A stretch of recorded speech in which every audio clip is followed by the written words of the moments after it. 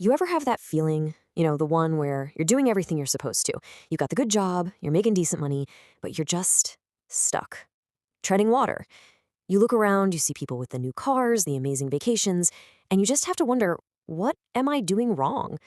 Well, today we're going to get into the brutal math behind that exact feeling. Here's the setup. We're going to follow the money for two different people. Now, here's the catch. They have the exact same starting line. They live in the same city, they're the same age, and they both pull in a solid 85 grand a year. In today's economy, you'd think they'd both be doing great, right? But trust me, where they end up, it's not just different, it's like two different universes. Okay, let's get into it.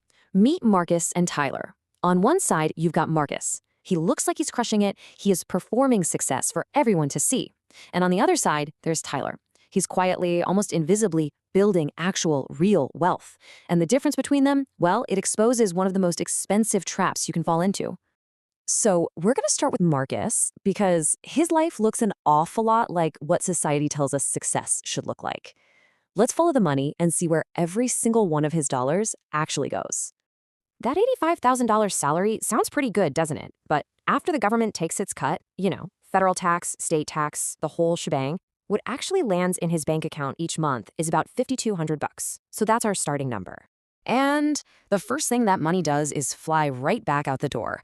A huge chunk of it, over $860, goes to his brand new truck. You know the one. It's got the fancy trim, the leather seats. It makes a statement. But that statement costs him nearly 17% of his take-home pay right off the top. Next up, of course, is rent. And Marcus isn't living just anywhere. He's in one of those neighborhoods that just sounds impressive when you mention it to people. That social status, that perceived prestige, it costs him $1,450 every single month. Marcus also eats out a lot. We're talking $750 a month. And let's be real, a lot of that isn't just about the food. It's about the experience, the Instagram story, the performance of being seen at the right places. And now let's throw in everything else. It's the death by 1,000 cuts, right? You've got the crazy high insurance on that new truck, the gas to feed it, groceries, utilities, his student loan payment, and probably a few app subscriptions he forgot he's even paying for. It all adds up, and it adds up fast. Oh, but we're not done yet. After all of that, there's the credit card. He's carrying almost $9,000 in debt, and just to keep his head above water, he's paying the $175 minimum payment, which, is pretty much all just going to interest.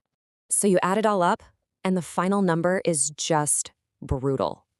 Marcus, our guy making a very respectable 85 grand a year, is actually spending $567 more than he makes every month. He isn't getting ahead, he's digging himself into a deeper hole. So why? Why does this happen? This isn't just a simple math problem. Marcus isn't stupid. He's just running on a psychological program that our modern world is brilliantly designed to exploit.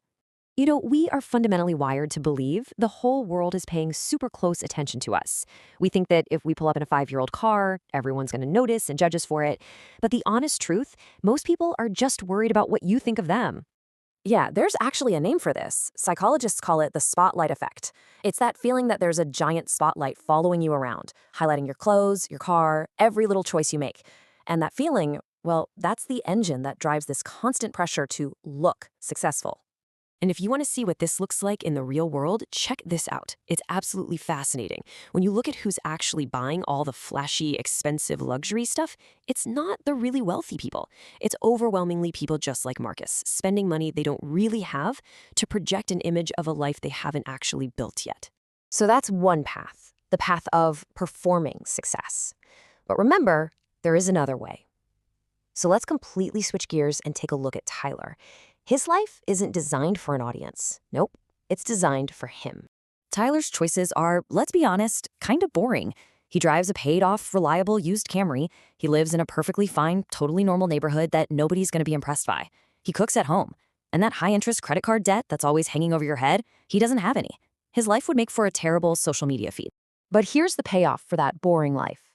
Because Tyler isn't paying what you might call a status tax, he has a massive surplus. After all his bills are paid, he has almost $2,400 left over every single month. And that money has a job. It goes straight into his investment accounts. You see, he's not just building wealth. He's buying something you can't put a price on: peace of mind. Having that financial cushion literally changes your relationship with the world. It lowers your stress. Tyler sleeps better at night. He doesn't have that low-grade panic every time an unexpected bill shows up. He's buying freedom. Okay, this is the part of the story where the two paths don't just diverge, they end up on completely different planets. That gap between Marcus's deficit and Tyler's surplus, it's the seed for something absolutely enormous, thanks to the magic of compounding. Just look at these numbers. The math is relentless. In 10 years, Tyler is almost a half-millionaire, and Marcus, still at zero.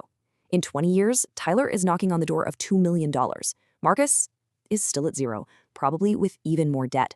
And after 30 years, that simple, boring habit has turned into over $5 million. So after 20 years, what's the secret asset that got Tyler to nearly $2 million? Was it some genius stock pick, a lucky break in crypto? What did it look like? It looks like that paid off slightly boring, unbelievably reliable used car that freed up a small fortune every single month. You know, the #1 car brand for actual millionaires isn't some luxury German brand. It's Toyota. That Camry wasn't just a car. It was a wealth-building machine hiding in plain sight. So when you boil it all down, this was never really about who made more money. They started in the exact same spot. The enormous, life-changing gap between them came from one single choice, repeated over and over again. Are you using your money to fund the performance of success, or are you using it to build the reality of it?